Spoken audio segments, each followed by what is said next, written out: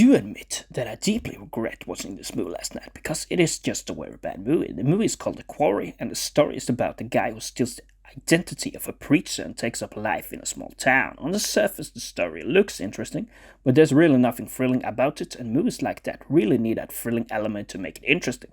It is also very strange that the fake preacher in the role of Shea Wigham can just walk into a town and people there do not suspect a thing until very, very late in the movie, where you haven't managed to build up any suspense or a thrilling set of events to support it.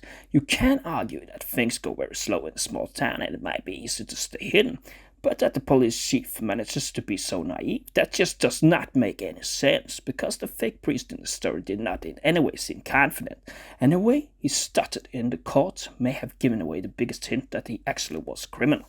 That he later woke up injured in a boat, there wasn't too much of an explanation for that either, but I really don't see how they could have not written the story different, so they could find about this fraud earlier in the movie. Because if they had made it more challenging for the main character, it would also been a lot better movie, because the movie feels a little like The Last Man Standing movie from 1996, with Bruce Willis in the main role, where he walks into another town as a stranger. The only difference is, of course, that he does not steal anyone's identity. He is just a gunslinger for hire working for whoever pays him the most. But anyways, that is just a much better movie than this piece who never feels like a thriller movie, although that's what its label says. Another fact with weak thrillers like this is that you try to create suspense in the flashbacks, something they also try to do with the horrendous movie from last year called Blacklight, because it really shows how thin the story develops when you time and time again have to go back to the moment the fake priest killed the real priest in the story. Of course, you always take a chance when you are watching a lower rated movie, but I really felt it had potential, that I just stared myself to death almost watching it. It just shows that they threw the potential all away. I also do feel that maybe these Mexicans also could have been subbed out for other characters, because you never really built any interest in them.